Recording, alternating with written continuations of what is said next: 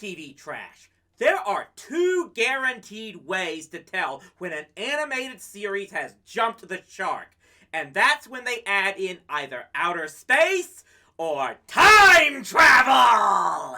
Okay, that's oversimplifying just a bit, but one of the common moves that happens when the makers of a running cartoon show feel things need to be shaken up are when they decide to take the main characters and put them in a completely different setting, usually one that changes with each episode. Like when Gargoyles decided they needed to use the magic of Avalon to keep sending Goliath and Elisa to every single part of the world. This is usually done with the added, less than subtle attempt to try and satisfy the parent groups by using the changing setting to teach the tyke viewers about history or geography or whatever. Which at long last brings us to one of the most infamous retools of a long-running animated series. And yes, we finally get to talk about them. Ah yes, if you grew up in the 1980s, you definitely knew about the Smurfs, whether you wanted to or not. For those not in the know, the Smurfs were originally the creation of Belgian cartoonist Pierre Couliford, aka Peyo, who were at first just throwaway characters in one story arc of his Johann and Peewit comic strip titled The Flute with Six Holes. But the characters took off among readers enough to the point that it led to an animated movie based on that story titled The Smurfs and the Magic Flute, though there was apparently another anthology movie based on the characters made years prior. And at last, the Smurfs animated TV series made by Hanna-Barbera for American audiences that premiered in 1981. Amazingly, the TV show was made years before the Magic Flute movie was translated for English audiences. The characters have been the butt of a lot of jokes over the years, being accused of everything up to communist propaganda. But the fact is, they were clearly popular enough in one way or another to last on TV for nearly a decade, and were for many years not only keeping Hanna-Barbera studio relevant, but also NBC's Saturday morning lineup. But of course, it seems like almost everything ends not with a bang, but with a whimper, and that was definitely the case here. Let's look into Season 9 of The Smurfs and see why. The season begins with many of the Smurfs searching for herbs that Papa Smurf needs for some potion that will protect the Smurf berries from the cold winter. You would think Papa Smurf would have had those things stored months in advance for this, unless the Smurf world doesn't get freezes like this very often. I thought this place was in medieval Europe, not Texas. At any rate, Brainy Smurf is his usual annoying self and causes an avalanche, and this leads to, get this, a dinosaur that was frozen in the ice breaking free and being released from suspended animation. And sadly, this dino does not turn into a rock musician, just a menace that keeps smashing everything in sight in the Smurf village. And while all that goes on, I can't help but ask, just how many more Smurfs did this show add in the seasons I never watched? I must have completely wiped Snappy from my memory, as I was shocked to find out he was actually one of the Smurflings that had been in the cartoon since 1985. But then, when was there a Grandma Smurf? Or Nanny Smurf?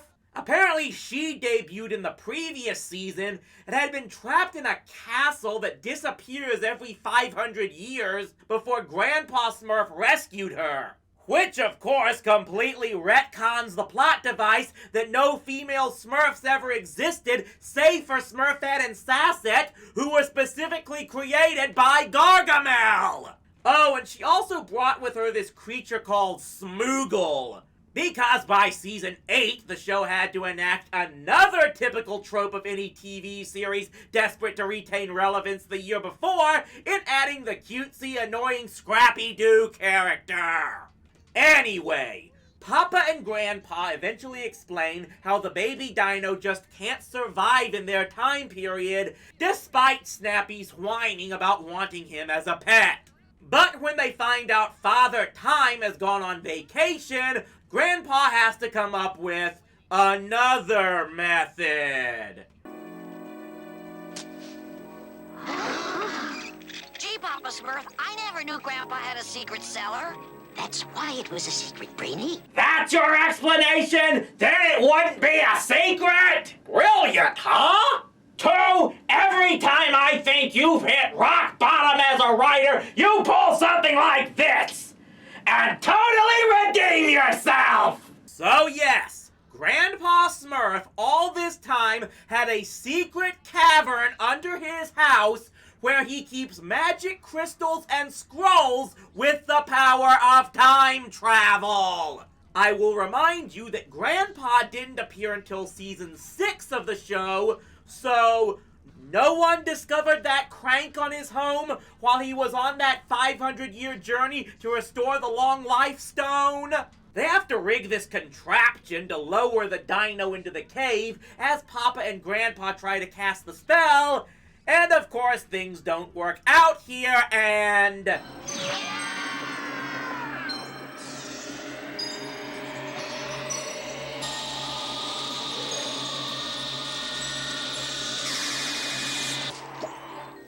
Don't tell me Grandpa used the time crystals. Why? Is there any reason why they shouldn't have? Well, those crystals are powerful magic, but as long as Grandpa has the ruby key, your little friend should make it back home safe and sound. So guess what happens then? Smurfs alive! The magic key! It's gone! We can assemble the crystals by hand. Then again, it might take 1,000,000 tries before we get the right combination. Are we going home, or aren't we?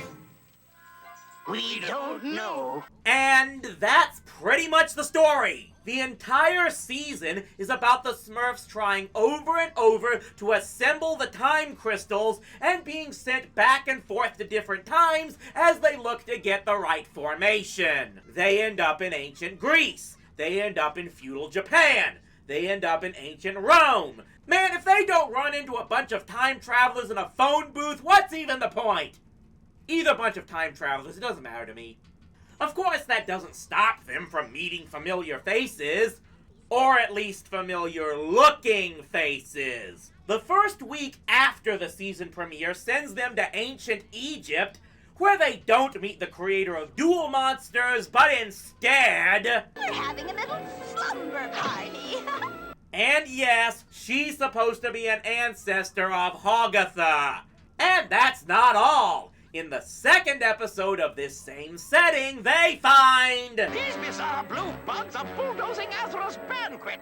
Get them, Scropses! And yeah, they go to this well a lot. Almost every other episode, they end up running into one of Gargamel's ancestors, often with an ancestor of Azrael and or Scruple. Because apparently the Gargamels are like the Tannins, in their evil DNA was just spread all over the Earth and timeline. It doesn't help matters that the exact Smurfs who are stuck in this time travel hell keep changing. Obviously, the most well-known Smurfs like Papa and Smurfette and Grandpa and Brainy and Grouchy are pretty much there from the beginning. But then... well, Wild Smurf was originally in the group at the outset, and later on he more or less gets replaced by Sassette. And then Jokey Smurf, Painter Smurf, and Baby Smurf appear in episodes for no good reason other than they were needed for the plot. I guess these creators had spaces warped and time is bendable long before Joel and the Bots came to be.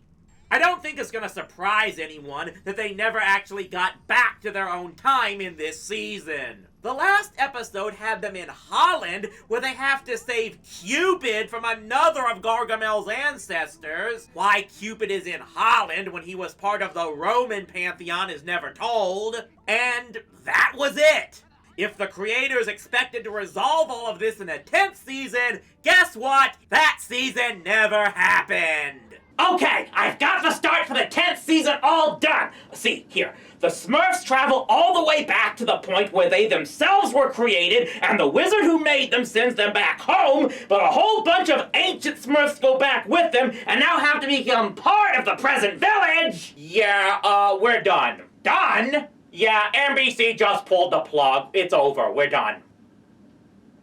Well, what are we gonna do now? Well, there are openings for a whole bunch of other shows coming out. Yo Yogi, Pro Stars, Chip and Pepper. Looking back, turning the Smurfs into Doctor Who just really does reek of desperation. Keep in mind, this was the same year that Back to the Future Part 2, Bill and Ted's Excellent Adventure, and Quantum Leap came out, so I really can't call this a coincidence. It can't even really work as a history lesson, since the episodes take a lot of creative liberties with history itself.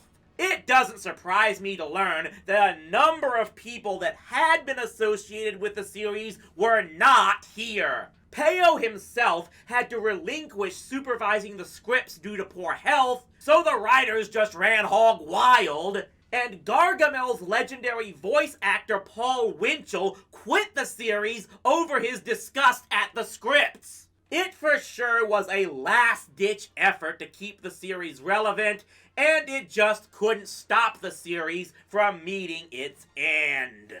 And the worst part is, we never even got an episode where the Smurfs get sent to our time. I mean, wouldn't the Smurfs in our modern day society be an incredible story? When will I learn to keep my big mouth shut?